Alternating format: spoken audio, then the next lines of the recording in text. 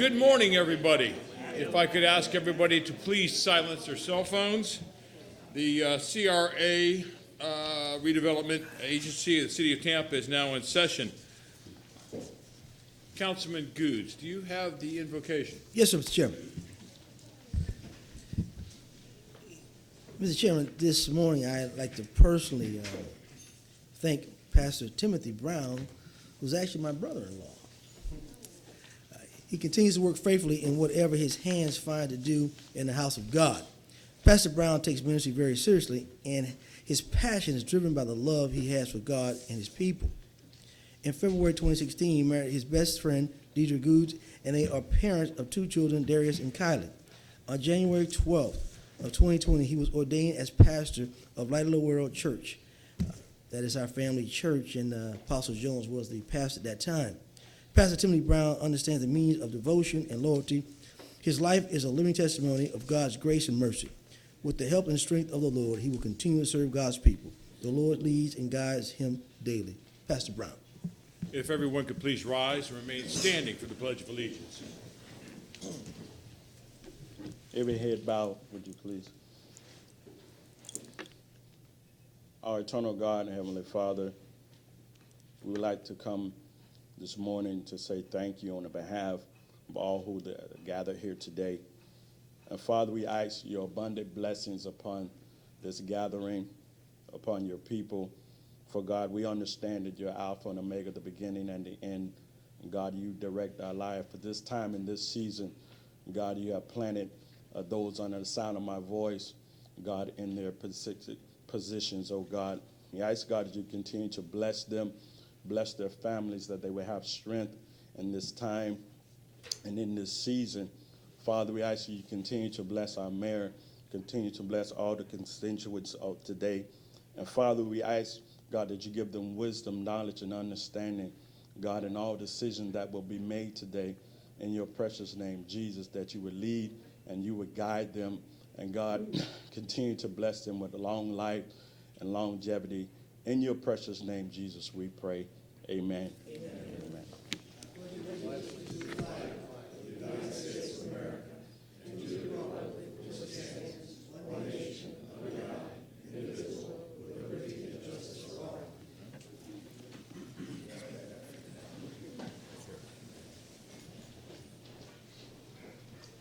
Roll call, please. Dingfelder. Goods. Maniscalco. Vieira. Miranda. Carlson. And Citro. Here. Ladies and gentlemen, there is going to be a change in the agenda today. Councilman Guido Maniscalco's grandmother, Maria del Carmen Morana. If any of you have ever bought jewelry in West Tampa, you have met her. She is a wonderful woman. I've known her for 35 years. So this council today is going to recess at 10:45 so that we will be able to go and pay our respects, and we will return at 2 o'clock. The agenda items that we will be hearing before we recess are item agendas number 1, 3, 4, and 8. We are at this time, excuse me, Ms. Van Loan, is there any other adjustments to our agenda that you know of? Hang on, I have to pull up, I get my way.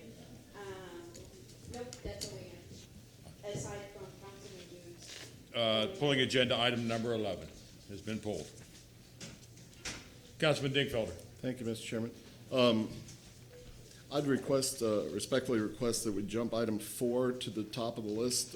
We've got a lot of folks who are here for that, and in light of all the circumstances in the world and in our community, let's get them in and out as quick as possible after the public comments.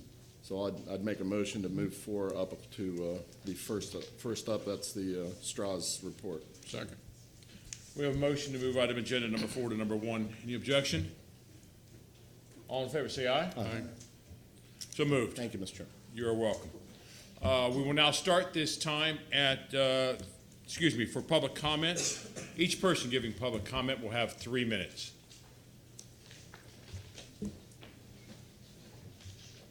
And if you would please Whoever's going to be giving public comment, please line up to my left, your right. Ms. Goodley.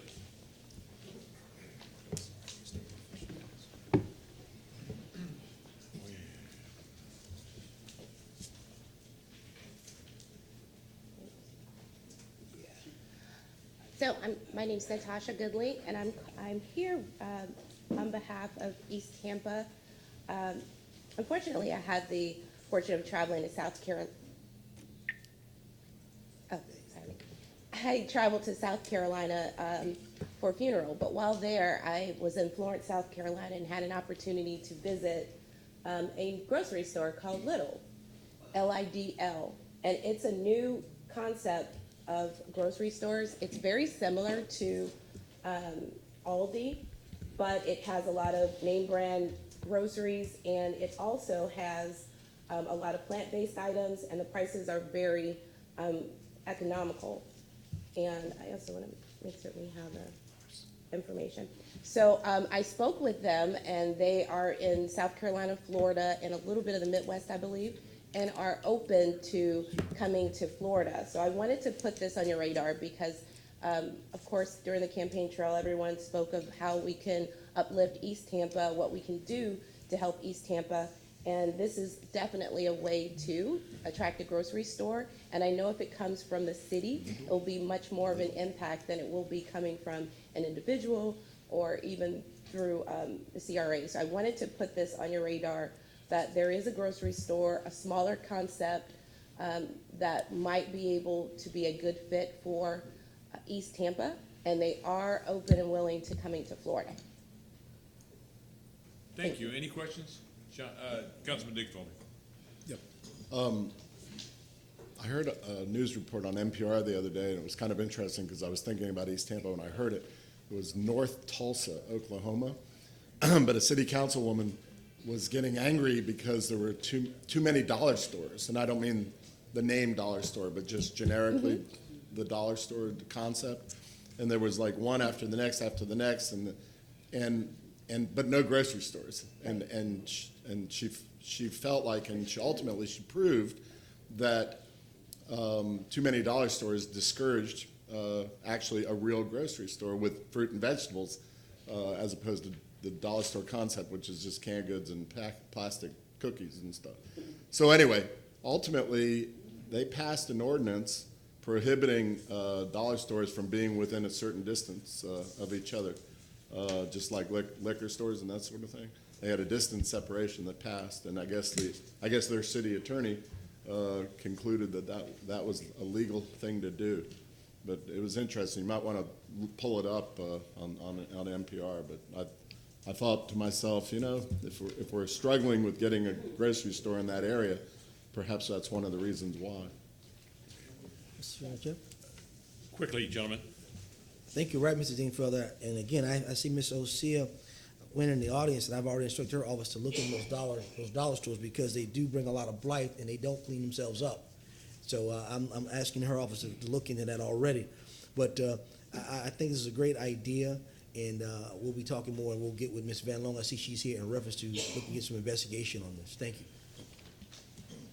Thank you, Ms. Goodley. I'm going to leave this. I'll Next. copy, sir. Thank you. Next, please. Yes, good morning. My name is Melvin Hicks. I'm a resident of Tampa, now I am. I work at Siam Restaurant, and last night at 2 in the morning, something like that, I was on Kennedy. I do the birds and stuff like that, and somebody took my stuff. Yeah, I know you're laughing, but I'm gonna get to all this. I feel that's like y'all up there is a joke for the city. People come here every time city council convene and share and voice their opinion to y'all, voice their concern to y'all, and all y'all do is do all this right here, just laugh. I have talked to the congressman right there over at Hyde Park, and I was sharing to him about what's going on, that the cops that's robbed by, where people get beat up and stuff like that. Now the citizens are attacking the people who live on the street. Is that right? No, it's not right. I saw the cops just watch them get in fights and just do it right there. I just feel it's like y'all is a joke right now to the city and the people of Tampa, Hillsborough County. Y'all a joke. Y'all not doing nothing for the people. You're not doing nothing. It is right now, the city is in chaos right now. It's a very chaos, and y'all just riding around, just doing what y'all do. It's just wrong right now how the city's going. It's very divided right now. It's very divided, and I guess that's what y'all want right now. But people don't want that out there. They don't want that. They want people to get along in the city. And by y'all doing not ringing in the cops and them doing what they want to do at night, yeah, people just ain't gonna respect y'all no more. Y'all do favors for people who who got most money. I see it. I'm Melvin Hicks. I know all y'all. I see all y'all at night and stuff like that. I don't miss nothing. Right now, y'all need to be brought up on charges. Really be bring up on charges because y'all are a disgrace to the city right now. For real, the board right here is already a disgrace to the city right now. Of the people been living here their whole life, and they got to put up with this people that move in right here their whole life. You got crack dealers downtown. They smoking crack in the public and stuff like that with kids around and stuff like that, and the cops just ride on by. And you know, I wonder what's going on. I mean, I wonder what do y'all want? Another riot here? I want another riot here. That's what it's coming down to. That's what it's coming down to. Y'all need to be brought up on charges for real, because if y'all can't see what's going on out there, y'all blind, and y'all don't like what's it's just wrong what y'all doing and how y'all just addressing stuff and trying to put stuff in order for the Super Bowl. Super Bowl is going to go and come, but we people in Tampa is going to be here. You gotta look at the people who are going to live here for the rest of their life. Thank you very much, sir. Yeah, I know.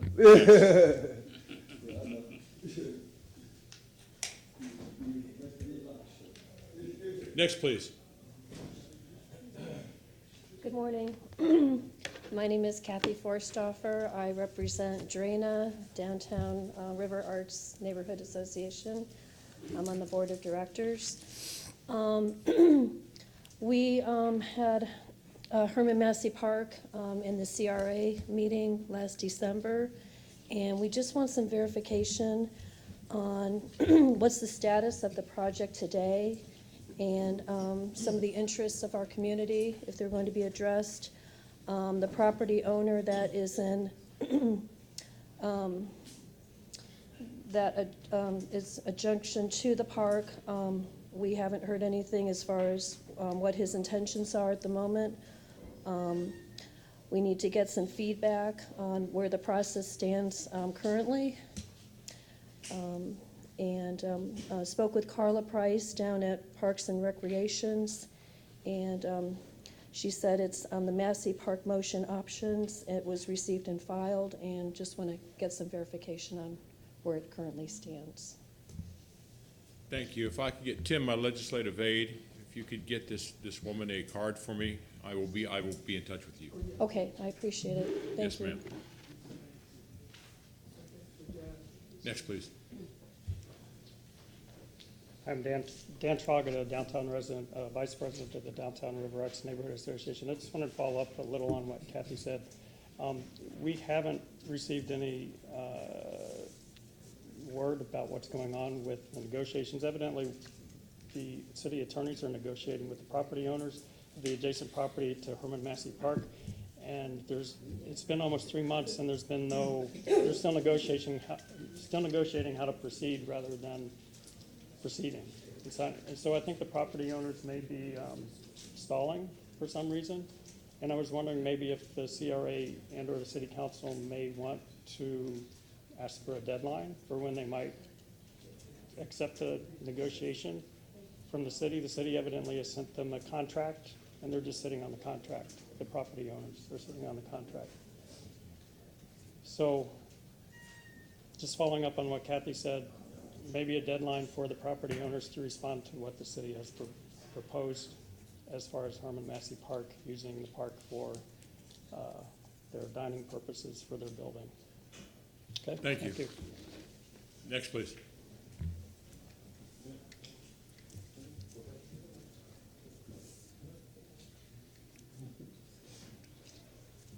Good morning. There's a lot going on in our community. My name is Sam Harris. I'm a real estate broker, developer. 19 years ago, I was before a body of people just like yourself, seeing all the same things, that we're working on it, that we're trying to do something that is going to better this for the citizens of Tampa. I was a college student. My concern was I wanted to be an architectural developer. I know that I was being pushed out because opportunity wasn't being afforded to the men and women that were going before me. That process is still happening in the city of Tampa and Hillsborough County. We have to do something now. In a big way, all of you working together to make it better for the citizens of Tampa and the business owners that look like myself. When we go out in this area of downtown, Tampa Heights, we look at what's happening in Ybor, there's over $3 billion of development happening. And there are no real estate developers that look like me that are a part of that. There are no real estate brokers. There are 5 historical real estate brokerages in Tampa that when it comes for housing, affordable housing solutions, we're not at the table. That stops today, and I will end with this. In 1947, Branch Rickey elected for Jackie Robinson to be the first African-American baseball player to play in the major leagues. Right now, we still have a lot of Jackie Robinsons out there that need a chance to play in the big leagues. And I would ask for all of you to sit with my firm and other people that want to work with you. Let's not be in the shadows. Let's work together to make something better for Tampa and for the citizens of Tampa. Thank you. Mr. Chairman, real quickly, Mr. Harris, I had a meeting yesterday with Carol Post, the new Economic Development Officer for the City of Tampa. I made mention that of your name. I asked her in reference to that meeting. She said she knows she has that meeting come up with you and Ms. McClary. We talked about opportunity zones. I told her in that meeting we are still behind the 8 ball with opportunity zones, and we need to look at the specialists. I did tell her that I believe that you are a specialist in that field, so hopefully you'll be able to talk with her in reference to opportunity zones and your expertise when you meet with her in a couple of weeks. I'm not sure that date, but I know you're meeting with her soon. Oh, absolutely. Thank absolutely. you. Thank you so much. Good morning, Mentez Knott.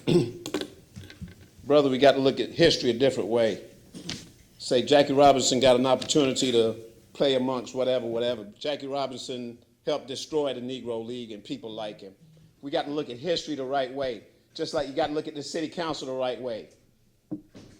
A bunch of cowards. And they try to make black people beggars.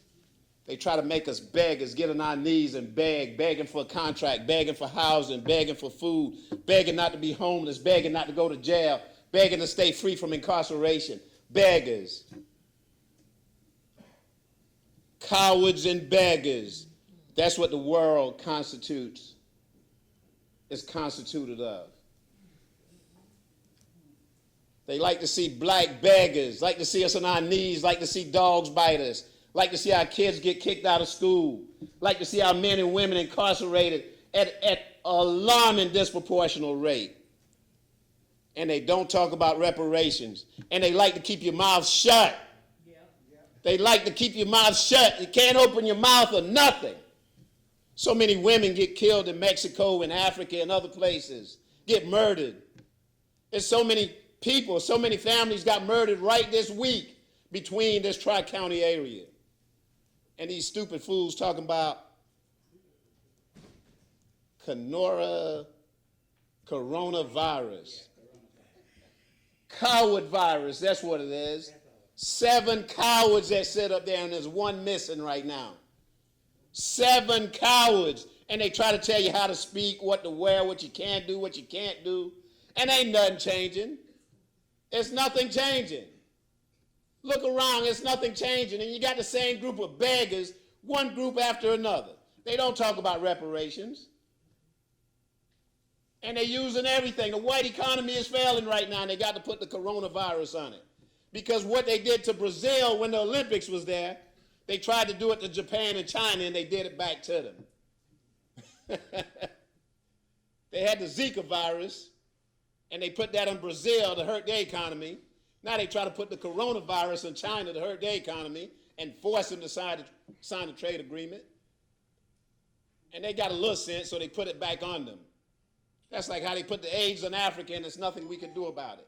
They put crack in our community, and there's nothing we can do about it. They put liquor stores in our community, and there's nothing we can do about it.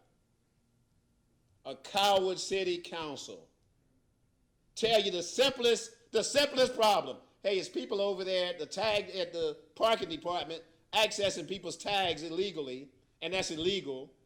Nothing they can do about it. Cowards.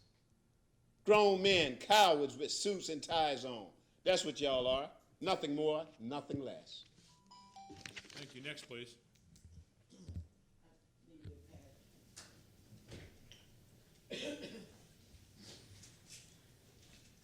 Good morning. I'm Bishop Michelle B. Patty, the pastor of Trinity and Faith Ministry.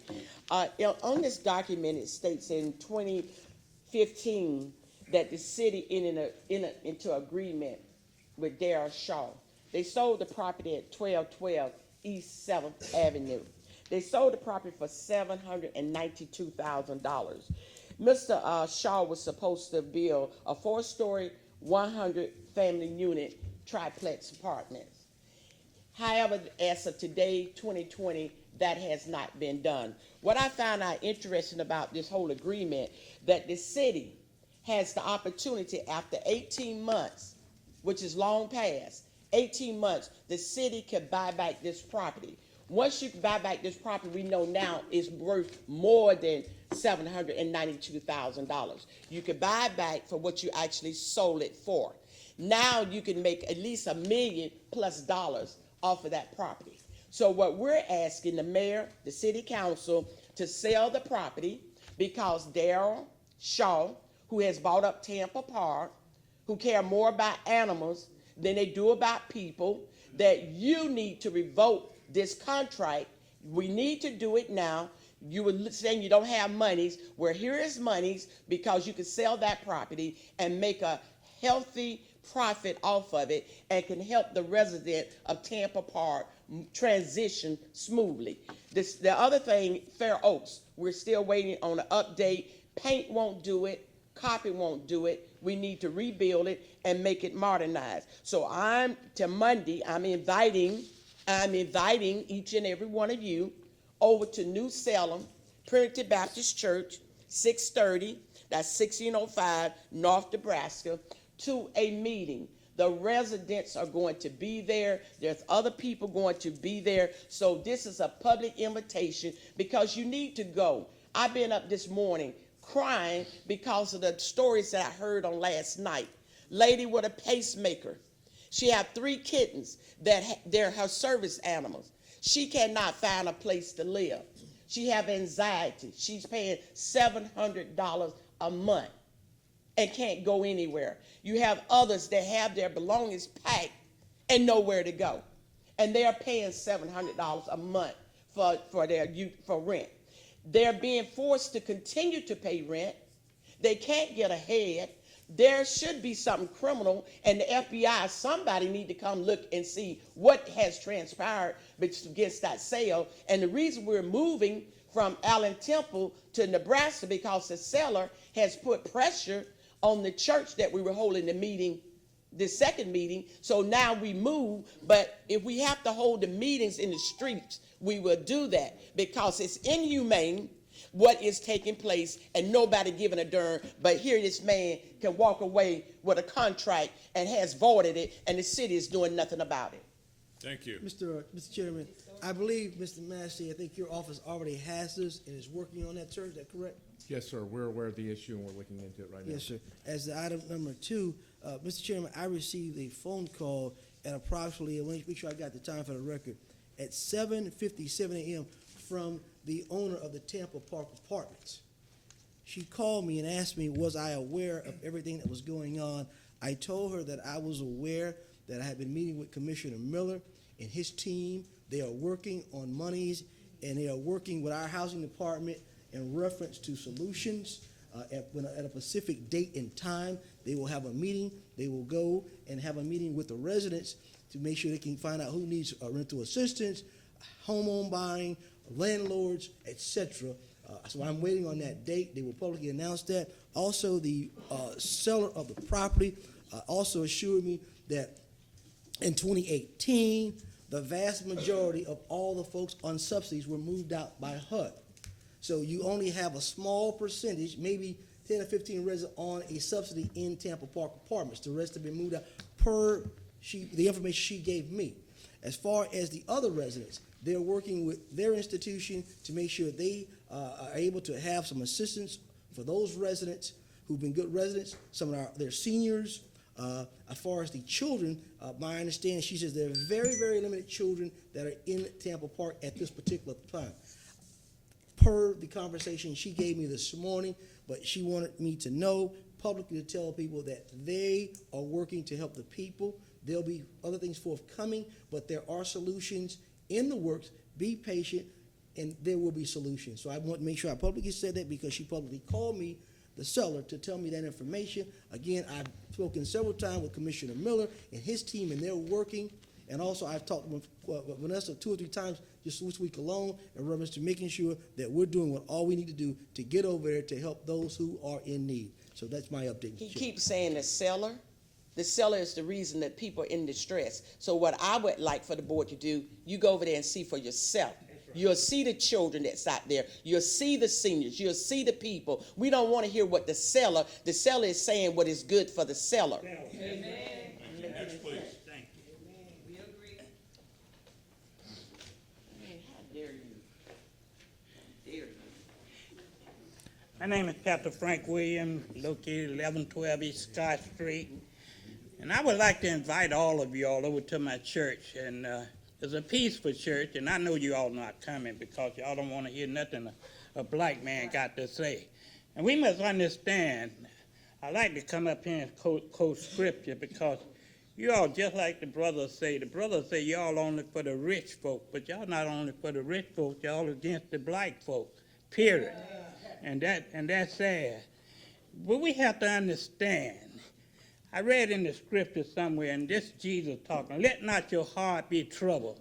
You believe in God, believe also in me. In my Father's house are many mansions. If it were not so, I would have told you. I go to prepare a place for you. And we're talking about the corona. Got to wash your hand. It ain't in your hand. We breathing this stuff right in our nose. Lord have mercy. People use these scare tactics for all of us. And we get scared and we started panicking. Oh, I got to wash my hand. Hey, that guy coughed down the street about 5 miles. Boy, I think he got AIDS or whatever. And boy, it's so sad how y'all treat black folks. And the thing about it, this is not funny. We are at war against the government totally. Not just you all, against the government totally. The government don't care nothing about us. They're taking our land, taking our home, turning our little children into faggots and sissies. All this garbage stuff, it got to stop. Our mothers and fathers didn't raise up to be like that. We are men and women, and we deserve respect. That young fella that came in here, y'all ain't heard nothing he say. If you did, you ain't gonna pay him no attention because the idea he's a black kid and he's trying to get some justice. But y'all can tell him, so y'all get in y'all mean, oh, we care less about him. Don't give him no justice because they'll walk over us. No. Here we got a black man up there, and I got to speak to him. He ought to be standing up for us as black people, and not be standing up against us. Lord have mercy. He didn't get there on his own. He got there because we as black people voted for him. And good God Almighty, he mistreating all of us. And just like I just told y'all, I would like for all of y'all to meet me at Paradise Mission. And I'm telling this black man, get all of y'all together and come down there and out of that y'all see the circumstances of what's happening right there in Central Park. And it's so sad the way y'all treat people. And children have to come to me and tell me, Pastor, would you sign this paper so I could go to college? What kind of paper you need to sign? All you got to do is have some money. But the thing about it, they're trying to crucify our children, and they're doing a good job of doing it, too. Lord Jesus, have mercy on us all. Thank you very much. Next, please. Good morning, Connie Burton. I want to say this, history is important, and coming here every day is a heavy lift for black people.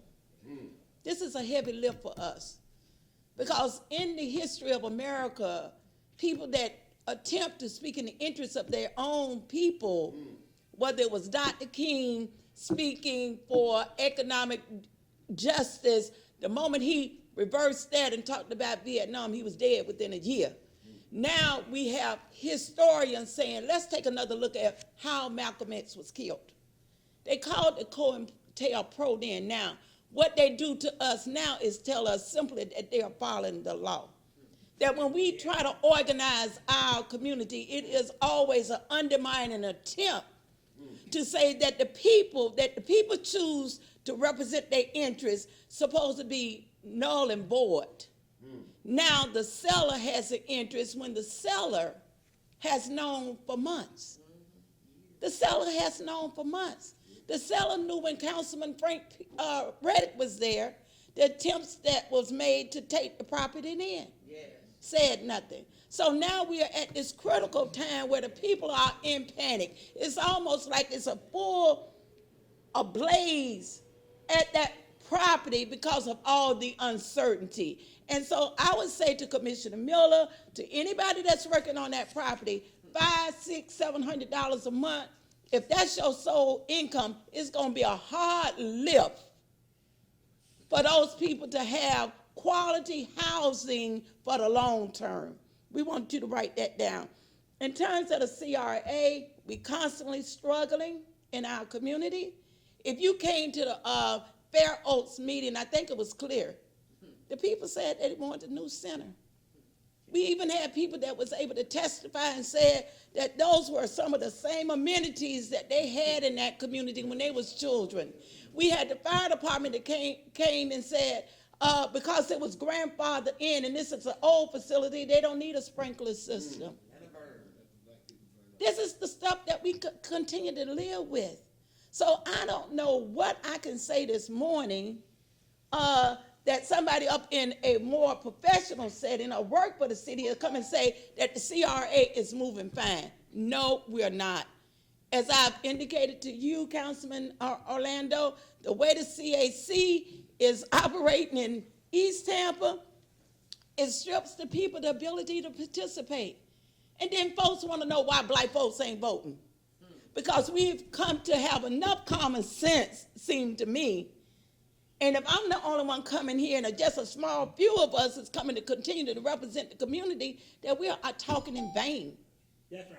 That we are not getting what we need. So I'm hoping that you're paying attention to the issues of the people. We want a new Fair Oaks facility, and we definitely would like for you to tell us in some manner how this legal issue is going to be resolved about that property. Thank you very much. Is there anybody else wanting to speak? Please. Excuse me one second. Is there anybody else that wants to speak during public comment? If so, would you please stand if you can and come over here to, no, sir, you're already there. You stay there. All right. No problem. So I'm going to ask, is this the last person? Is this woman here the last person to speak during public comment? Thank you very much. Sir, please proceed. Okay. My name is Thomas Murphy. I'm the chair for the Central Park CAC. Just came to give you guys an update on what we are doing. I think that's on the agenda. No, this is public comment. No, I know. Sorry. Okay. I thought you tapped me to come up. I apologize. Okay. Sorry. Hey, that's fine. Ma'am? I don't know much about city council, but my name is Latrell Johnson, but this is coming from my heart. I have been working since I was 13 years old in Hillsborough County, and I've been struggling since I've been 13 years old. I have been fighting for my life in Hillsborough County for many, many years. I have seen my young kids get arrested from the age 9 years old. By the time they was 18, they had 53 arrests. But all because Hillsborough County don't even consider a black man as anything. We just like dirt on the ground, like a mat that they walk at their doorstep. Now, in my neighborhoods, we used to stick together. We all scattered apart. Our families are being tore up every day. I don't see no black fathers because they all in prison. And I don't see no white man that have some charges as some of the black men have, and they get a pat on their shoulder, or they get a reparation, or they get their sentence reducted. But my black man, he go to prison for years and years at a time, separated from his family. And it hurts me to see when I go down to Nebraska, how many people are sleeping on the ground. And I know they got over $385 million to help my community. And they not doing anything but they putting steaks on their dog's plate. And they feeding their dog caviar. And I don't see how that fit when you got a man out there begging for food. And then when he go to a job, he get minimum wage and you pay a Mexican $15 an hour. And then you want to pay my black man nothing. I was working on a contractor job as I'm a mason. When I was working on my job, my boss came to me and said, Latrell, I'm finna get rid of 20 people today. I'm finna hire 20 more people. I said, well, why would you get rid of 20 people and hire 20 more? He said he gonna get rid of 20 people so he can get 20 Mexicans so he can pay them cheaper labor and give them cheaper things. And that's a Mexican, so if you think less of a Mexican and you won't even give me a job, you won't even give me an opportunity, you won't do nothing for me. I'm a single mother. I had to struggle with my kids. I was at the courthouse more than I was at the schoolhouse. I couldn't do PTA meeting because my son, his skin is black and he's in the back of his own vineyard that his ancestors built from slavery, stole from their country, the sweat of their brow. And then you give an Indian a casino, you won't even give me an acre. My Lord. This is my land. This is what my ancestors built. Yes. And I can't get nothing in return, please. I'm begging, because when God comes, y'all ain't gonna be ready to face it. Thank you. Thank you. Is there anyone else here for public comment? Thank you. Next on our agenda, we're going to hear from Ms. Judy Lisi, who is President and CEO of the Straz Center for the Performing Arts. That's item agenda number 4. Ms. Lisi.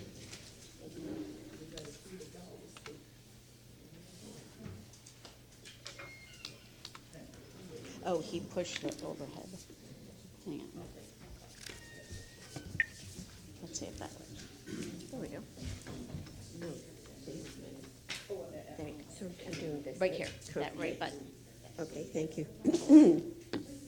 Good morning, everyone. I'm Judy Lisi. It's been an honor for me to be the CEO of the Straz Center for the Arts for the past 28 years. And we are very appreciative for the invitation to share the Straz Center's master plan project to you and the community. As it did in 1987, the center opened, we believe that this plan will propel Tampa into the future. And I know we're struggling with so many things here, and including the coronavirus and other things in our community. Excuse me, Ms. Lisi, 1 second. Yeah. Ladies, if you're going to have a conversation and sign any type of forms, can you please do that outside? Please and thank you. Okay, thank you. I would like us just to take a little break and look at the Tampa of the future, where we've come from and where we are going. With me this morning are Gary Sasso, the chairman of the Straz Center Board, and Dr. Karen Patel and Chuck Sykes, who are the co-chairs of our capital campaign, and our board, and including, we have Lauren Shepard, who is our COO, and who heads up the project, Julie Britton, our Executive Vice President of Development, Donna McBride, Director of Government Relations, and beyond.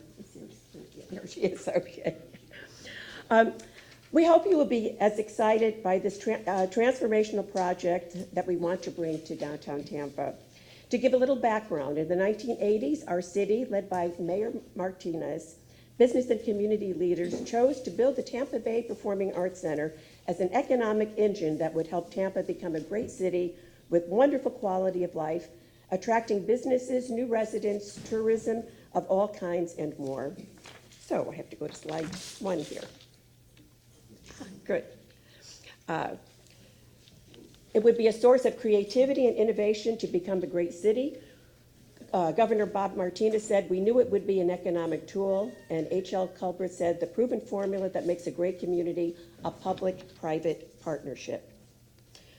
Who would have known that the Performing Arts Center would have emerged to one of the major performing arts centers of the country and recognized internationally.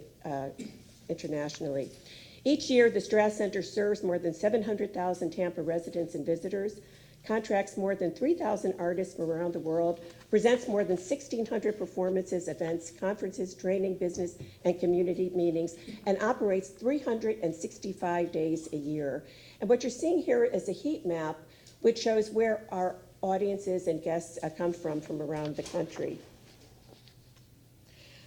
Our mission is to inspire, educate, enrich our entire community through the transformative power of the performing arts, to serve as a welcoming international cultural institution renowned for innovation, creativity, and the celebration of the human spirit. A little about our economic impact and growth.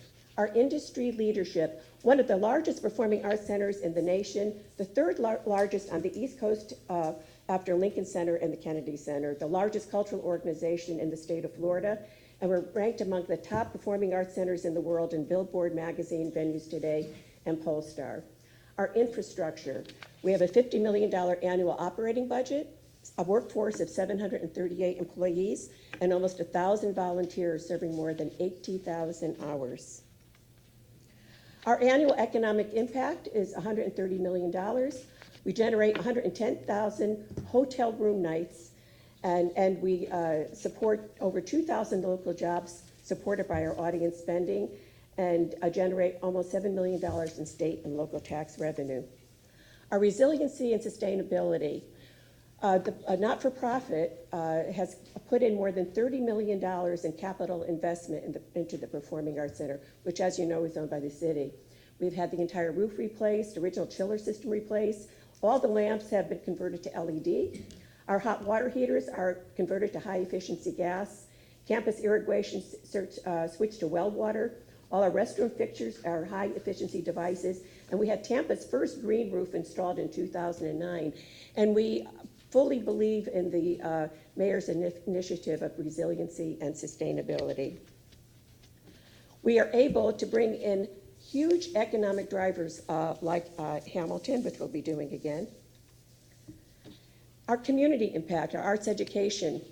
We provide education in our stages, in our classrooms, and in the community. Many, many instructional hours, 50,000 participants in our arts education programs, 3,000 enrollments in our Patel Conservatory. Our Patel Conservatory students come from 32 states and 5 countries. And we scholarship any student who does not have the ability for the fees. We raise money just for that. We feel no child should not have the opportunity to discover their arts potential. And we provide partnerships with 52 Title I schools and agencies throughout a 7-county region. Here are some of the Title I schools and agencies that we service. And here is a map of where they are. We have a very strong veterans program. Tampa, as you know, has one of the largest veteran communities, and we are partnering with the NEA and the Defense Department on a program called Creative Forces. We're only one of 11 sites in the country that have been awarded this. We have a major commitment to people with disabilities and families who have members who need special needs, including anyone on the autism spectrum, anyone who has challenges. They have a home at the Performing Arts Center. We are providing already programming along the Riverwalk. The Riverwalk has been such an amazing boon to our Tampa community. There's just hundreds of people that gather there, and we have programming there really constantly. Our Arts Legacy Remix really does celebrate the rich diversity of our community, and I hope you will come out and enjoy these. So a little bit about where we're going. We're calling our campaign Boundless, because we feel that one of the things that happened with the original design of the Performing Arts Center is you need a ticket just to get in the door. And with what's happening on the Riverwalk, what's happening in the field of the performing arts, we want to open our doors to the entire community so everyone can enjoy this beautiful place and all that it has to offer. Our operating principles was to preserve our state-of-the-art experience for future generations, change from inward-looking to outward-reaching, leverage our prominent riverfront location. At one time, we were like on the frontier to the north, and now we are surrounded by all this activity, provide community accessibility, enhance the guest experience, and add capacity to meet demand. We looked around the world. This is the Oslo Opera House, where the building itself becomes the gathering place for the community. This is Sydney Opera House. Years ago, you would see no one there except cement and the building. Now it's constantly used by the entire community, and these were kind of inspirations to us. Around the state, there are places like Broward Center that aren't as large as ours, and they came after us, but they already have an event center, which is part of the master plan, and we're desperately in need of that. And in the Kravis Center in West Palm, same thing, they built their event center about 10 years ago. So this is a look at the new plan. One of the things we were hoping to do was to be a more welcoming, opening place, and we've asked the architect to soften the look of it a little bit. I won't go into all of it because I know you have somewhere to go at 10:45. This is just a view of it from Tyler Street. This is a view of the new approach to the Grand Lobby. The Grand Lobby now will encompass all the theaters and go right out to the river. I'm just going to fly through these for you. This is a view from the Cass Street Bridge. This is a wonderful, this will become an iconic art piece celebrating Tampa, the river, and the future of Tampa. This is a kind of a little bistro that will be available to all the community. This will be open again to everyone. The lobbies will be open, and we're adding to the lobbies. So with the lobbies and the new event center, we're going to be able to supplement what the Visit Tampa Bay is doing with the expanded convention center. We'll be able to, when they need more room, we'll be able to have it there. This is our new restaurant. We have a small one that we kind of shoehorned into the lobby. This is a restaurant. We didn't have a restaurant. We turned one of our studios into a restaurant. This is a rooftop terrace. This is the new event center with a terrace in front of it. This is the pre-function area, and these are some different uses. We could do club and cabaret work there. We can have events there, and we could use it for our other education programs. One of the things we sorely need there is another entryway. If you know the Performing Arts Center, trying to welcome 700,000 people a year in that one entrance, everything gets backed up. So we will now have two different entrances. We also are very involved in developing what's called a living seawall. We have 800 linear feet on the Hillsborough River, and we are working to get some grants now so that it'll provide these beautiful mangroves and be part of the Tampa Sustainability and Resiliency Program. I don't know if we can, I don't think there's any sound, so we'll move on from that. We'll send that to you. But this was a piece on TV about this Living Riverwalk initiative. So, wrapping up, our boundless potential. The Straz Center Master Plan is a world-class dynamic and sustainable architectural design that will invite the entire community in the world to a vibrant cultural destination, offer unequaled artistic guest and hospitality experiences, leverage our significant riverfront opportunities, create additional space for Tampa's corporate and convention tourism business, expand facilities for our innovative, nationally recognized arts education programs, and transform the Straz Center experience for a new generation. And I want to assure you, as we go, the original Performing Arts Center was a public-private partnership.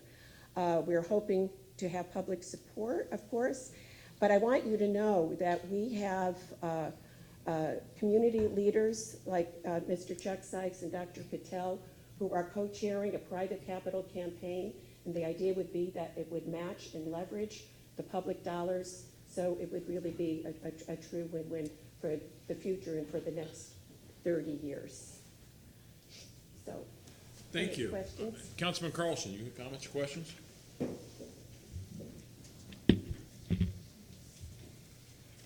Yeah, thank you. Judy, for staying for, what did you say, 28 years? 28 years. I mean, what you've done at that, of course, with all your staff and all the volunteers, what you've done is remarkable when in developing that center, and because of your contacts in New York, the plays that you've been able to get, and the connections you've been able to get for our community. And you know, I'm a big fan of the Patel Conservatory. Thank you, Dr. Patel, because my kids have been going there for acting classes, and I think it adds to our community in all different kinds of businesses and artistic ideas that come from that. In terms of, I think we're not going to talk about money today. The one thing I would say is that I hope that I'm in favor of supporting this, and it was, as you said, it was a public-private partnership before. I think the public needs to put money in. You heard all the concerns at the beginning of this meeting, and those are concerns that we're aggressively trying to address. If you strictly read the state statute about CRAs, they're supposed to address slum, blight, and affordable housing. And so I would encourage the administration to work with us to try to find whatever you need within the regular budget, and that we can use the CRA for something else. Another idea would be that we've had folks from the community talk about putting a cap on the downtown CRA, looking at the needs that we have for the future, the commitments that we've made, and put a cap on it. And then if assuming that all the obligations are met, we put a cap on it, and then that would allow us to use whatever the excess money is that would otherwise go in the general fund to be able to apply to something like this. And then I would suggest anything that's left over beyond that, we should put in East Tampa and maybe New Tampa to address the slum, blight, and affordable housing issues that we have throughout the city. I think if we're creative, we'll find solutions for this. And I thank you for your vision, and especially Dr. Patel, Gary Sasso, Chuck Sykes, and all the others who have put in your own money to help not just this program but many others in our community. I think last thing I'll say, the arts are not an amenity, as I've said many times before. They're an important, critical part of our economy, and we know from talking to the best tech companies that their best workers, the knowledge workers that we really need in our community, they're mostly artists in their spare time. Their core passion is the arts, and if we don't have the arts, they won't be here, and our economy won't be driven, and great companies like Chuck's company wouldn't be here. So thank you for all you're doing, and I look forward to coming up with some great solutions for y'all. Councilman Dingfelder. You first? Okay. Thank you, Mr. Chairman. And thank you, Ms. Leasy, for all your decades of dedication to our community and the arts in our community. Thank you to your staff for everything you guys have done for decades, and also to Gary and Dr. and Chuck for joining us. Wanted to give a shout out, if it hasn't been done, to Santiago Corrado in the back, our former colleague and chief of staff, and now the head of Visit Tampa Bay, and thank you for all you do. It's interesting. We're in a strange time. We all watch the news, horrible things that are going on around the world, and now they called it a pandemic yesterday. It's scary. On the one hand, we might want to just not want to get out of bed in the morning in light of all that. And not come to these meetings and not plan for the future. And I thought about that. It's like, why are we having this discussion? It's kind of weird. But then the flip side is what is the arts? The arts is the uplifting of our spirit. It's what humanity, it makes us different from the animals or what have you. It's what drives us, the beauty of culture and everything that you and your fellow folks in the arts community bring us. And so we can't just stop. We can't just stop and put our heads in the ground and stay in bed and cringe. We have to look forward. We have to, in every aspect of this community, whether or not it's building buildings or arts or what have you, we have to keep going and keep pushing forward. So I just wanted to throw that out there and put this into context for anybody at home that's saying, why are we even having this discussion? And I'm sure you probably thought about it on the way over, Judith. I did. Yeah, we're talking about having this beautiful gathering place for the entire community, and we're getting, but I think you're so right. This is going to be a tough time for all of us. we will get through it if we are together, and there will come that next time where we built a beautiful community, and that's what we're looking at. Yeah. I wanted to say a couple of things as to the details of this. We talk about a public-private partnership. I think it's great. I want to give a shout out to Mr. Bennett in that regard, because I know he's been pushing that real hard, and the mayor. Tell me, are you also anticipating, maybe you mentioned it, any other government agencies that we might be working with at other levels? Yes, thank you for that question. We have met with all of the county commissioners. They all seem very positive. We've also met with the administrators at the county. I think because it's a city facility, they're looking for guidance. They're looking to see how the city, what the funding plan is going to be. It's hard to say to you what the funding plan is. We are here to ask you what that funding plan might be. I think once we know what that is, they are prepared to get very close to, they said they're going to try to match it or get very close to it. How about the state and feds? Yes, we are in the state budget this year, and we also have met with Representative Castor and her team, and they think there's some opportunities, especially for some of the environmental programs that we are incorporating in the plan. Okay. Well, that's excellent, because, we definitely want to be, well, I speak for myself, I want to be part of the team, but we want to have that team as broad as possible to get contributions from every direction. And that's why our Dr. Patel and Mr. Sykes and Mr. Sasso are here to show that the private support as well. Absolutely. That's a critical part. Mr. Carlson, one thing I wanted to respond to your comment, and your comments are always wise. I think that, and I've said this before, the downtown CRA is slightly different as compared to others that we address, like East Tampa or West Tampa, where there still is, quote, active blight going on. The downtown, I remember when it was very, very blighted, 20, 30 years ago when they first created the CRA. We've sort of taken it to a different level now. The CRA is now generating a fair amount of money with all the redevelopment, fantastic redevelopment that's going on downtown. And over the last X number of years, we have either used or committed some of that CRA money to projects like our very own convention center, and also to Mr. Vinnick's project over there in terms of the streets and the sewers and the city side of Mr. Vinnick's projects. Obviously, we're not contributing to his buildings, but we're contributing to the streetscapes and the infrastructure over there through the CRA. So there definitely is precedent to at least consider direct support from the CRA. And I think the CRA actually helped, Charlie, you can help me on this. I think the CRA built the original convention center, as I recall, or at least was a big part of it.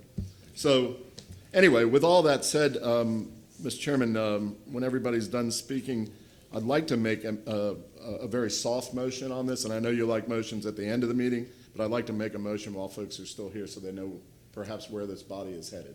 Thank you, Councilman Miranda. Thank you very much, Councilman Mr. Goods. Chairman. Ms. Lisi, thank you, and thank your board of directors. Without all of your cooperation together and working as one team, one person, one voice, you made it what it is today. All of you have. One of the finest maybe in the world. And you go back, you touch on some of the history. As you well know, if it wasn't for then Mayor Martinez, who then became Governor Martinez, if it wasn't for that individual, we wouldn't be speaking about this today. He took the bold step to say, we're going to build it no matter what happened. And it did happen, and he said he still wanted to build it. And through the organization of picking up the broken pieces and putting them together, you did it. All of you did. And you should be very proud of that. It is, when you look at downtown, no matter how many buildings you build and how beautiful they are, the Straz Hills outshines them all. Your location on the river is magnificent. Yes, you have some development around there, but when you look at things that you may like or may not like so much tastefully, it has an enhancement in population and an ability to grow. And I think what you're looking at and what you're doing in your group and all of you It's a fantastic thing for the city of Tampa. There will be a convention center that has the ability to do what you do with music, what you do with entertainment. The Straz Center is fantastic. The Patel, what they've done for young people, no matter who you are, what you have, and what you don't have, it gives you an opportunity to do something. And it's a marvelous thing for education. And I'll say this again, I've said it before. Arts brings more to a community than any sport venture. And I'll say it again. Hallelujah. Art brings more to a community than any sports venture. I do not finance stadiums. Thank you very much. Thank you. What wonderful words, Councilman. Councilman Goods.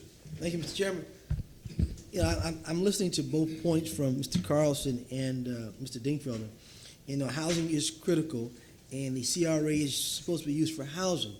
And I believe that I've already made that statement to all of our CRAs, which most of them all are in my district, that housing has to be a part of development in downtown, Channel Side, all over. You know, we have a big crisis on the east side of town. So I'm not leery, but I'm leaning to looking at how we're going to balance this, because I want to make sure housing, all this money, if we're going to give, is not just taken away from housing, because downtown needs to have affordable housing, so our city can be inclusive for everybody. Downtown's a nice place, but it don't look like everybody in the city. And when you're talking about a facility of this magnitude, the Straz, I want that facility to be welcoming to everybody. And when I look at the east side of town, that's why I'm so high on my horse, for you say, as to working with East Tampa to get a multicultural center on the east side of town, because folks on that side of town can't get to the Straz to be a part of the arts, to may have an opportunity to get a scholarship to be a ballet dancer, be able to perform violin.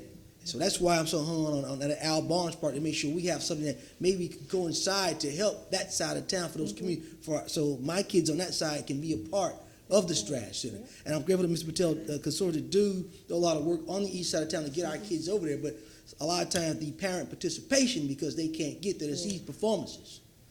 So that's where my heart and my love is. You know, I can support some dollars to it, but my thing is I want to make sure that we're inclusive and we're still looking at the east side of town, and maybe with these partnerships that Mr. Sykes and Mr. Taylor are trying to work with to get this, maybe they can help us with the Al Barnes situation to get that moving as well, because that is critical for all children to be able to develop and be able to have skills and be able to have a life skill. Not like Mr. Randall said, which I'm an old ball coach. Everybody knows I coach all ball, but he's right.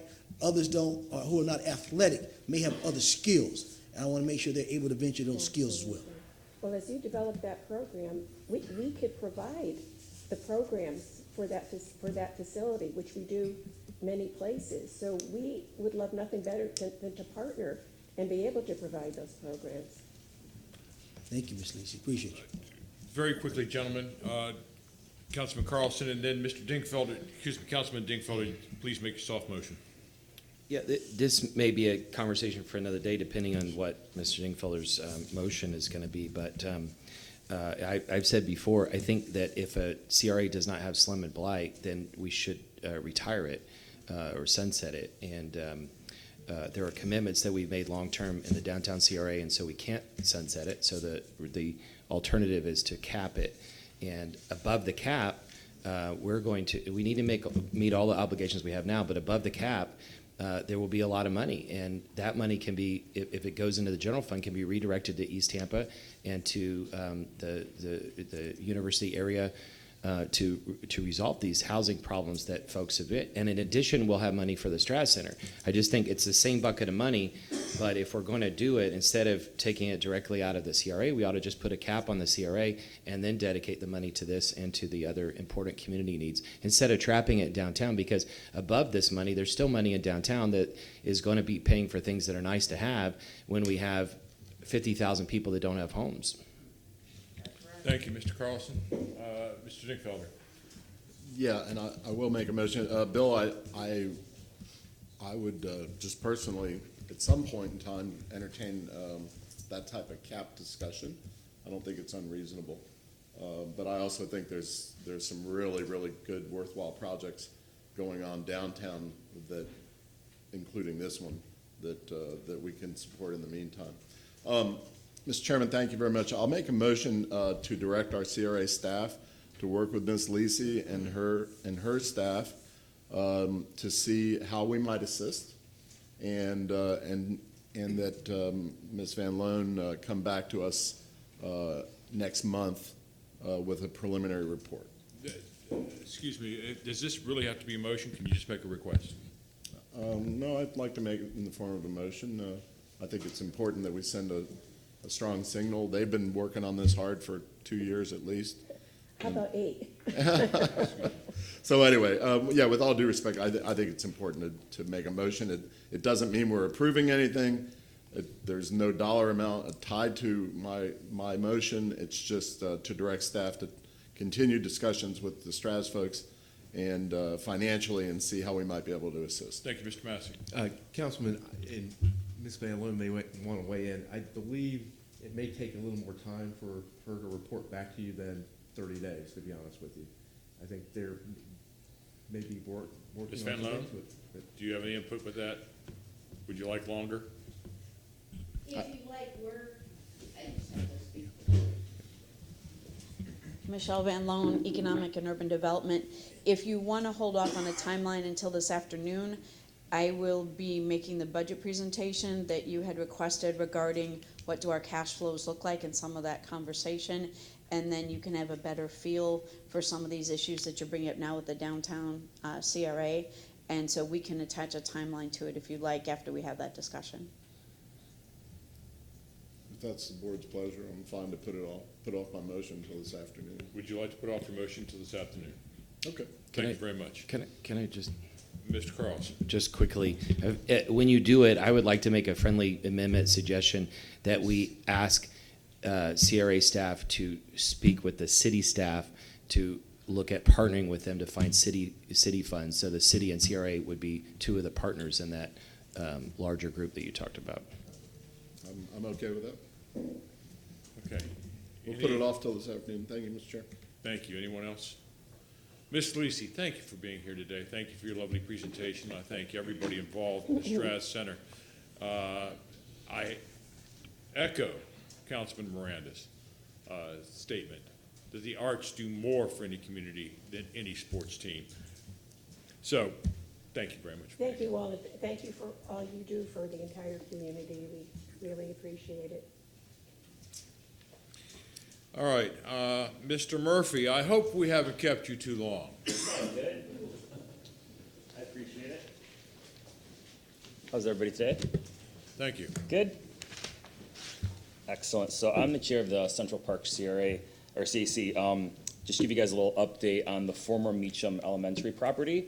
We are going to be putting the Central Park Urban Farm Pavilion there. The goal is to create an abundance of food through intensive and sustainable farming practices. We're going to have farm tours, hands-on activities throughout the year, from the creation of soil via composting, starting plants from seeds, planting and harvesting. Our CAC gave about $20,000 to build a pavilion for a gathering spot to discuss what's been seen on farm tours. It'll be available for community workshops, focus on agriculture. Students as well as residents of the neighborhood will have a place to understand food, where it comes from and how it grows, and they're aiming for a fall opening. At one of our meetings, David Hollis with the Housing Authority shared that there will also be an adult learning center built in the area with a commercial kitchen, a tech center. It's a joint project with Hillsborough Community College, Housing Authority, and the school district. It's close to like 7th and Tolliver, so it'll be another interesting development over there. The THA is completing the renovation of the former St. James Church to be used as a community center. I went down there yesterday. It looks awesome. They haven't completely finished it yet, though. And that's about it. Just an update on what's going on. Any questions for Mr. Murphy? Thank you Fantastic. very much for your report. Thank you so much. Absolutely. I'll give you guys this. This is kind of a cool little cartoon that the farmers had a buddy create, so you kind of have an idea of what's going on. Thank you guys very much. Y'all have a good day today. Thank you. Absolutely.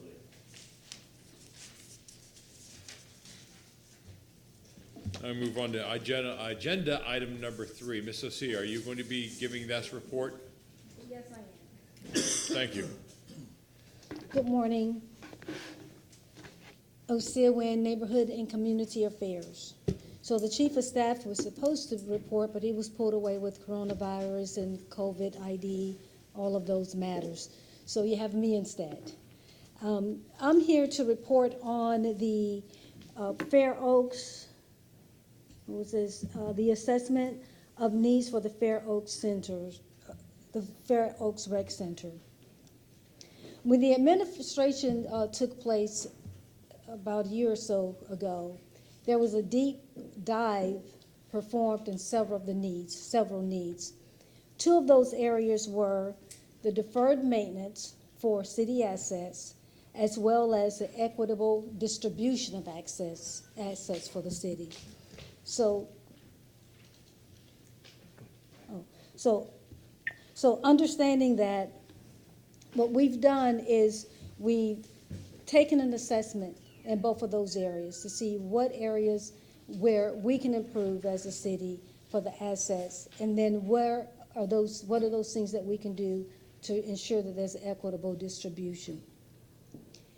We developed, one of the advantages of me coming in is that I was able to come in and to hear both what the community was saying, as well as understanding what the city's needs are. As part of the Fair Oaks meeting that occurred several months ago, I heard and reported back to the administration what those concerns were. We initially were proposing coming in and doing a rework of the existing Fair Oaks Center. And in looking at that, we figured that, okay, well, there's probably a better way to marry the two, marry the needs with what the community is saying with what we can actually provide. In doing that, we reworked our plan, the master plan. Initially, this center was to be included as part of the master plan. The master plan looks at the current gaps of what's going on in the community in terms of the rec centers. And we understand that there are some areas that cannot wait for the master plan, and Fair Oaks is one of those areas. So what we're doing is we are assessing the needs. We're looking at the needs versus the gaps.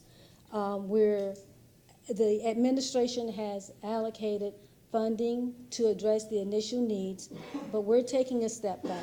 And we would like to see if that's adequate for what's needed in the community.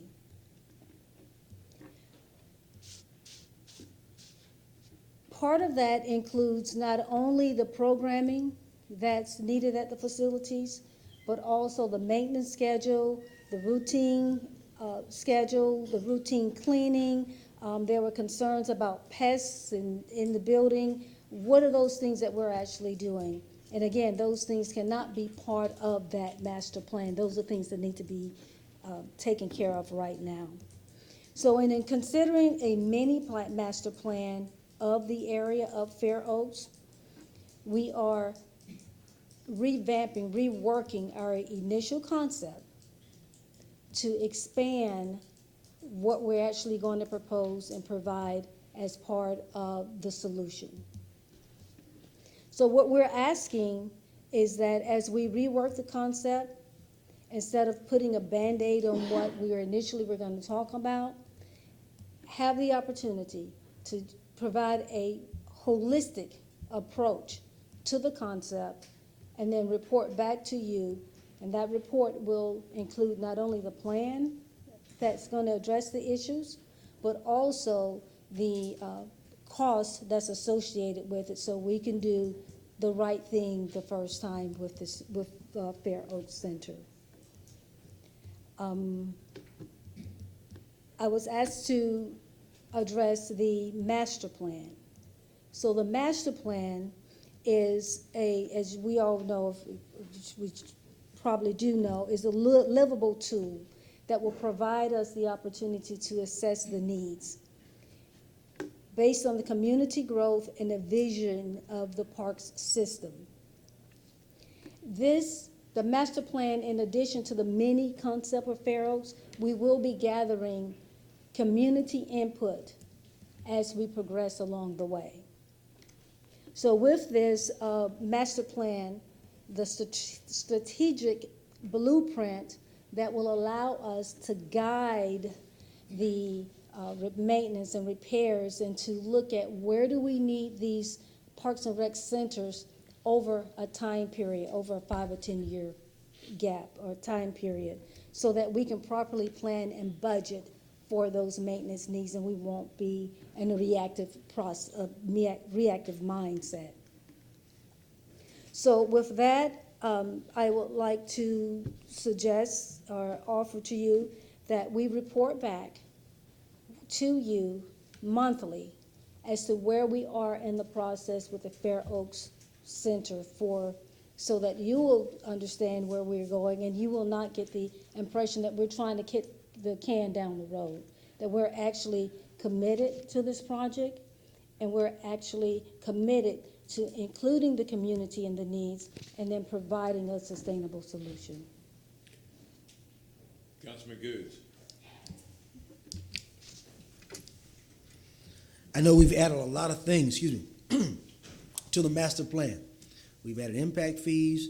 We've added the youth coaching commission to that as a vision to look at. We've added a lot of things.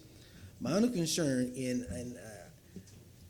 is that I want to make sure that what the community's always said or believed that within the budget it was planned for, and we come to find out it was never ever budgeted at all.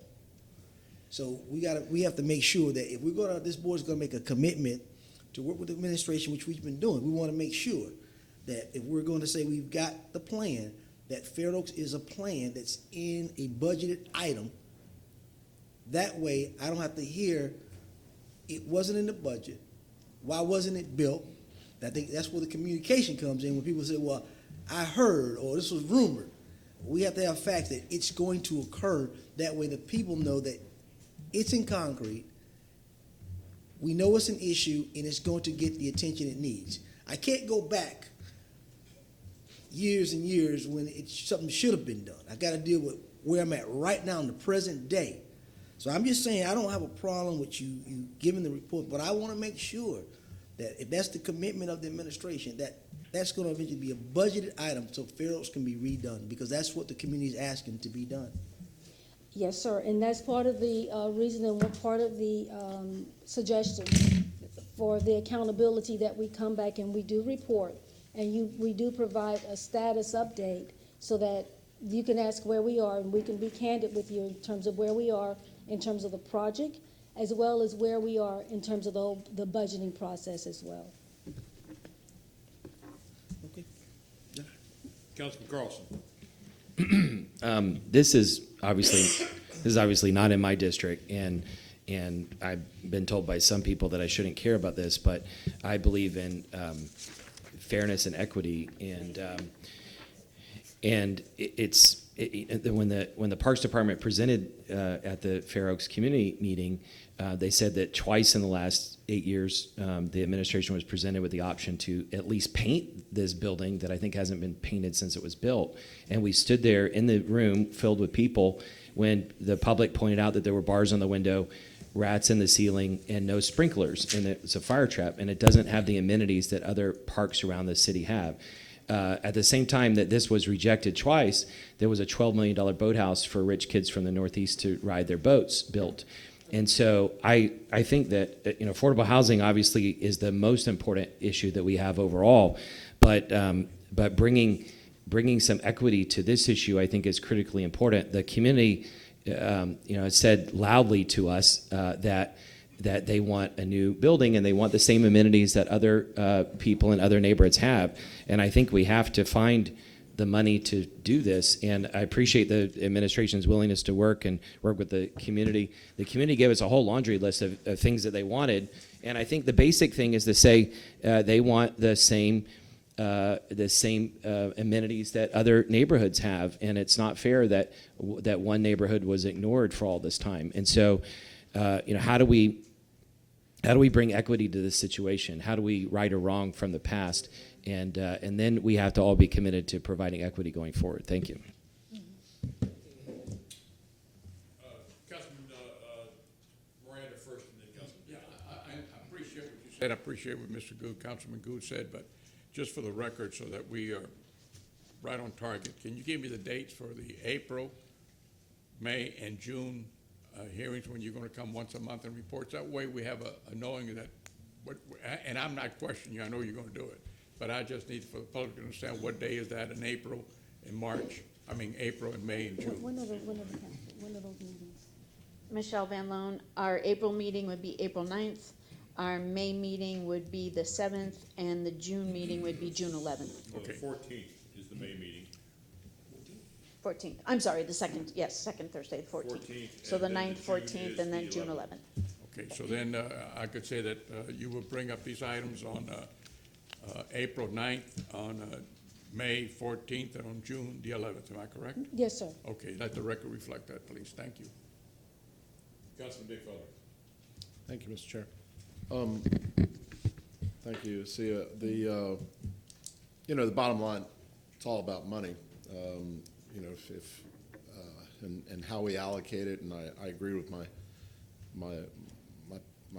folks up here that it needs to be equitably, spread throughout the community. And I don't know. I don't have the information of what's been spent in the various districts. I think that'd be an interesting component to the big study that Mr. Dial is about to undertake.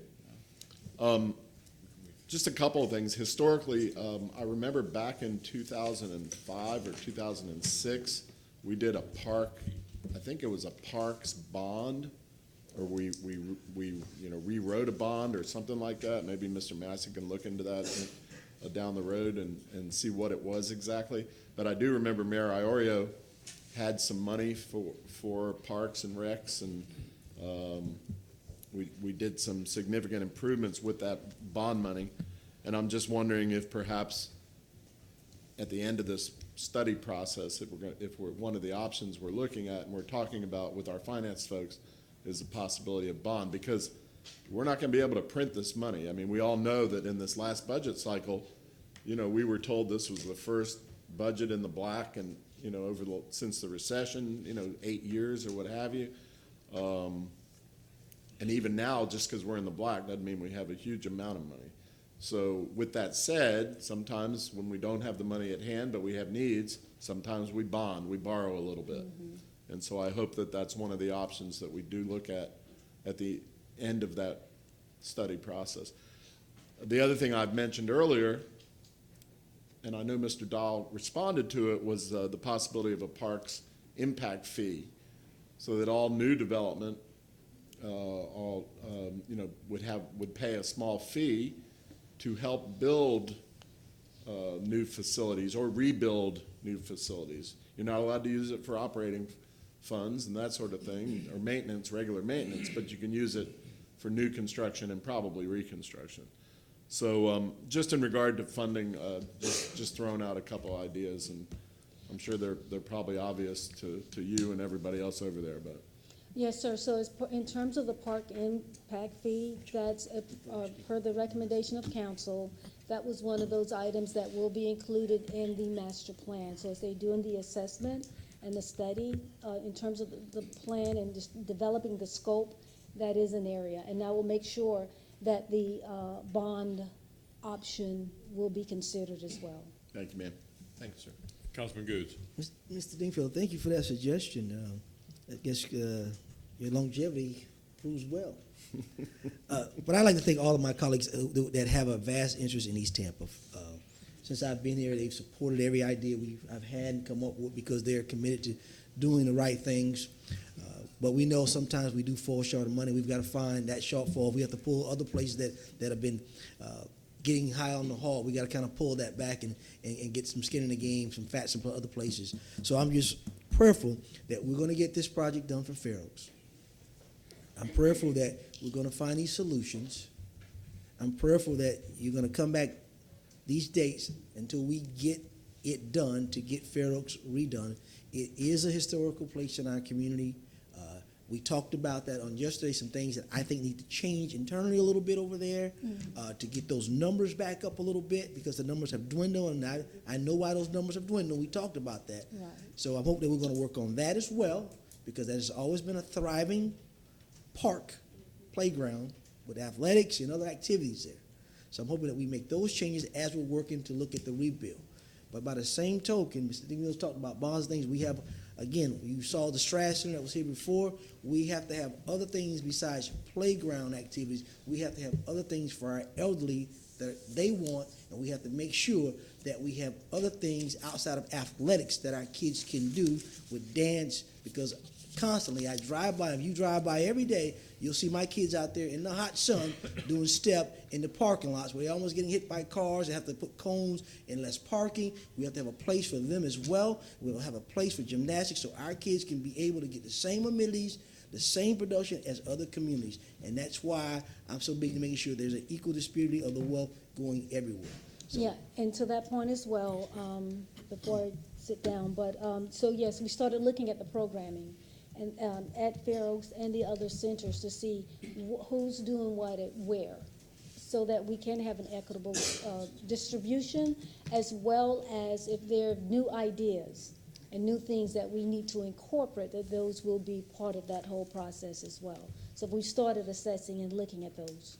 thank you, Ms. Socia. You're welcome. Any other questions? Councilman Carlson. Sorry, one other quick question. Several months ago, the community told us there were rats in the ceiling, and we passed a motion to ask that the rats being taken out, and staff reported that they had been taken out. When we went for the community meeting, the people who were there said they still heard rats, and the rats were still running around. Any update on that? Any chance of fixing? Yes, sir, there is. So what, well, I had my other hat on. What I've done, or what we've been able to do, is that we brought in another contractor, another vendor, and this who specializes in pests, and we had them to go through the roof, the ceiling, make sure everything is sealed up, look at any of the openings where pests could likely get in, and make sure everything's intact. And in addition to that, they do a weekly inspection at that facility to make sure that there's nothing in and nothing's getting in. You're welcome. Anyone else? Thank you, Mrs. Sia.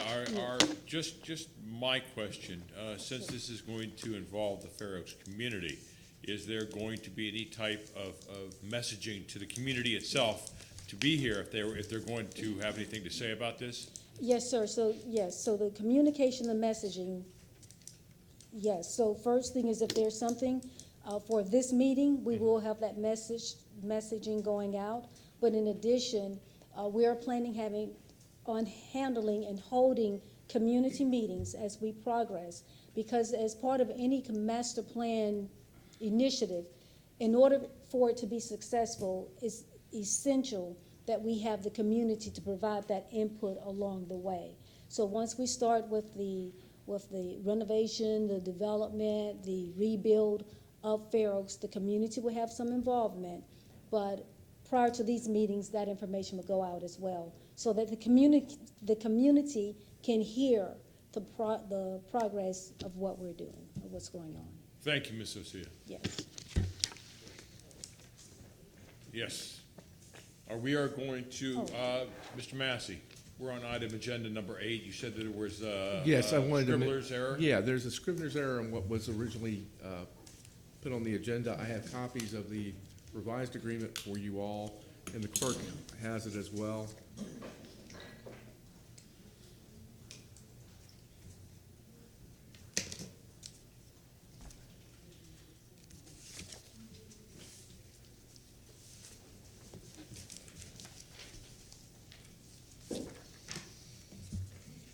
Ms. Kress, can you give us a second to just briefly look through here?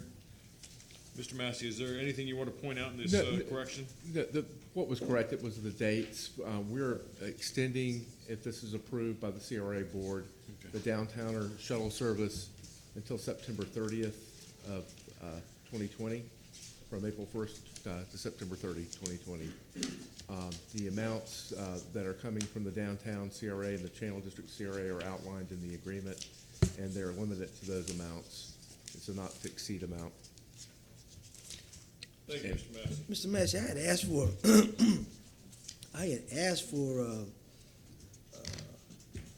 an update because I know CRA dollars were, with new regulations, were to be spent on certain things. Is these one of these items that We did look at that issue, Councilman Goods, and we do believe it's consistent with the statute. One of the findings for blighted condition is inadequate public transit facilities, and this would qualify as that. And so providing the shuttle service would be addressing one of the reasons for the blight, and that's you can expend CRA dollars for that if you choose to.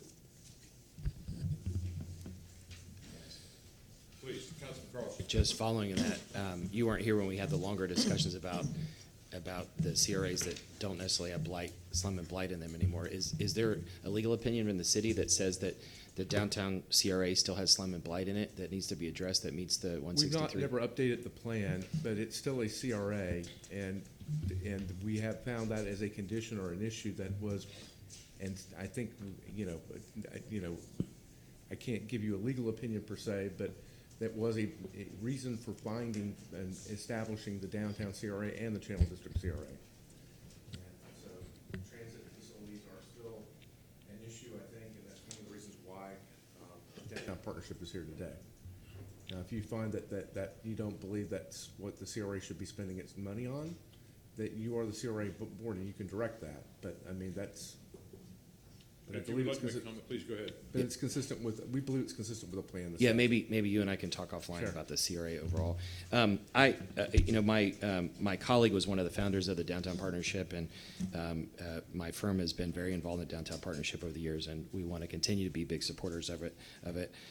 I think that when this service was started and initiated years ago, it was a good idea. I think now the technology is outdated, and there are other substitutions for it, and so I think the mode of transportation is outdated.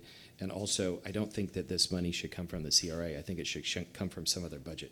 And if there was another budget, then it could come from. I understand this is a like stopgap or bridge amount, but I'm just going to vote no on it, not because I'm against the downtown CRA, not because I'm against the downtown partnership, but because I don't think the CRA is the right place to fund this. Ms. Kress showed me the plan for the future, which includes a small van or bus that would be on a regularly scheduled route, and that I think is something that the city probably should help fund, and maybe even the CRA, but not this particular technology. Yes, I'm going to come to you, Councilman Digfelder. Anything else? Councilman Digfelder. Thanks. Well, I think we should hear from Ms. Kress and hear her pitch. Yes. Before we make any decisions. I do note that there's significant FDOT funding here that she'll tell us about. And usually she's more dressed up. Why are you so casual today, Ms. Yes, she took her bike to work. Yes, I wanted to apologize for my casual attire, but I joined about 100 people biking in for the big bike to work ride this morning. Good for you. Yeah, thank you. Ms. Kress, please. Okay, proceed. thank you for the opportunity. I think we have about 5 minutes, so I'll just try to spin through this really quickly. We consider this the micro-transit service for downtown. Appreciate all the comments. I think, want to get to the same end game where we've been working with, the Downtown Partnership was just kind of in a unique position to get something going in the downtown. Our intent has always been to hand this off to HART. We've been working very closely with HART, but there's a lot of uncertainty right now with HART. So we are here in front of you asking your support to get us through the end of the city's fiscal year, September 30th. The current contract we have with HART, it expires the end of March. So if you don't approve the funding today to be matched by the Florida Department of Transportation funding, the service will end March 31st. So we're trying to buy basically 6 months of time to come up with what the long-term strategy would be, both in how the service operates, more of probably like a fixed route kind of thing, and then also what those long-term funding options are, and that would be both private sector and public sector. So I gave all of you a packet that kind of outlines some of the things that we want to do. We'll start to charge a fare for the service in May, and we'd like to kind of test out this fixed route on-demand hybrid to see how things go. Simultaneously, we have a working group formed with the Department of Transportation, HART, SPP, the City of Tampa Transportation staff, and the partnership to be working through all of these issues over the next 6 months. And then HART will be issuing an RFP during this time frame to hopefully select a vendor, whether that be downtown or someone new, to provide this micro-transit service within our downtown. A great way for people who are moving into our downtown, especially maybe don't have a car or can't afford a car, great way to get them around the Straz Center and everywhere else in our downtown. We move really a good mix of downtown workers. It's kind of a remote parking shuttle type of thing. Marion Transit Center is usually one of our top 5 drop-off destinations. Residents certainly use it. It's a 7-day-a-week service, and then we have students using it as well. So it's kind of something in it for everybody right now. Any questions, comments? Councilman Digfelder. Thanks. A couple of big picture items. Mr. Carlson, I just wanted to respond, and Mr. Massey is going to have to help us on this next time as well, but I believe the downtown CRA was re-upped a couple of years ago. It was, and it was so it's been extended for several years, and I don't have the dates in front of me. Right, but my point being is when it was re-upped a few years ago, this body made findings. Those findings were, correct, circulated to the state, I think, et cetera, and it's all within the statute. And it was reviewed by the Planning Commission, which is required by statute. So yes, you're correct. There was a study, or would it had to be a finding at that time that there were still some blight conditions in downtown. So. Yeah. So I just wanted to make that point that we're still operating in good faith on that and within within the law and within the statute.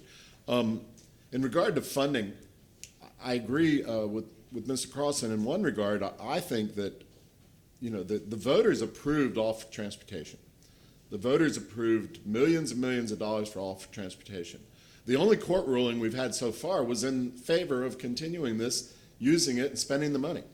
Now we all recognize that there's an appeal going on at the Florida Supreme Court. There's been no opinion or whatever. I would urge the city across the way here and HART to use those funds that the voters approved. But we can't do that today. I'm not on the HART board and I'm not the mayor. So what do we do today to keep these types of services running? It's a short-term fix. It's only, it's not a paltry amount, but it's $180,000, but it's the same amount the DOT is putting in. They're putting in $192,000, so they're matching. I think we should continue this service until September. Come September, we'll reevaluate the whole thing. We'll know hopefully where the off transportation is going, et cetera, et cetera. So if you want a motion, just because we have a short time, I'll move resolution item 8. Hang on, we have a motion duly made and seconded. Any comments, any questions? Councilman Goods. Now, I am sympathetic because you were getting your money from HART. Is that correct? And HART don't have that money right now. Yeah, HART wants to continue to be a partner. There's just, again, They don't have the this money. uncertain time that they can't right now. And it's 6 months. But I want to caution people. I always hear this all for transportation. And we're budgeting things for all transportation. You don't have that money. The money has been collected. Collected, but you can't spend that money. Nobody said that. No, I'm not saying you. I'm just saying, in meetings all the time I hear all transportation and hear about this money, but how you budget things when you don't have that money? And people are looking on money that you don't have. You have to deal with the money you do have. So I am sympathetic to the need of downtown. I know it is utilized, and I can go with 6 months, but after that we need to look into what all alternatives have, because we just can't just take away the CRA, because my big thing for that CRA needs to be focused on a little housing as well in some of these areas that are affluent to where you get everyone inclusive in all neighborhoods. That has to happen. I think just one last statement, not just with this, but with everything, I think with everything that we look at with the CRA going forward, we have a crisis in affordable housing, and everything we look at going forward, we have to look at the litmus test of how many affordable homes could we build, how many affordable homes could we partner with somebody to build, and is it if we're going to give up the opportunity to fund affordable homes, is it something that we really need? And so I think that's going to be my litmus test going forward on everything in the CRA.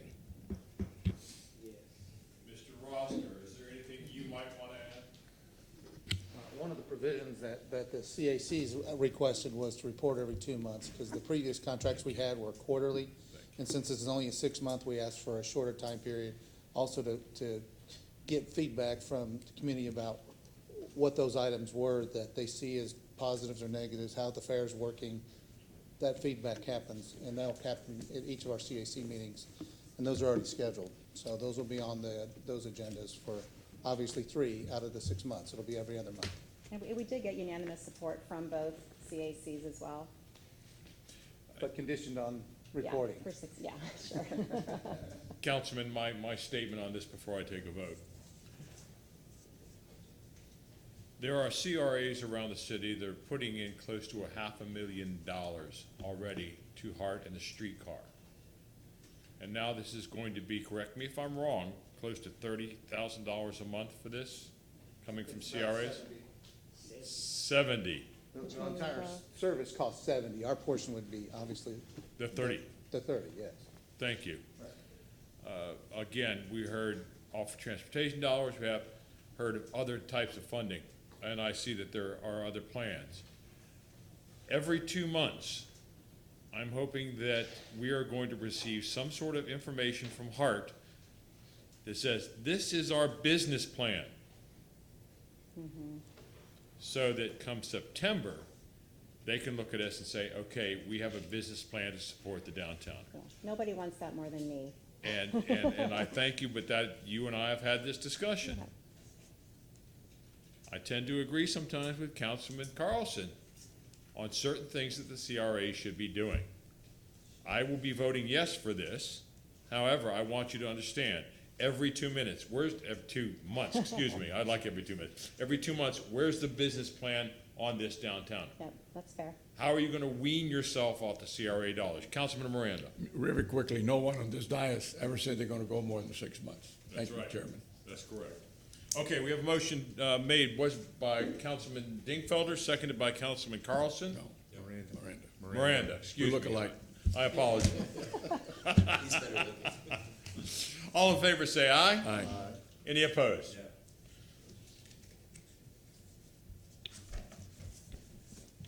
Motion carried with Carlson voting no, Maniscalco being absent, and Vieira being absent at vote. I thank you very much. Thank you, Ms. Crest, for your Appreciate report. your time. Ladies and gentlemen, at this time, we're going to recess, and we will meet back here at 2 o'clock. Thank you.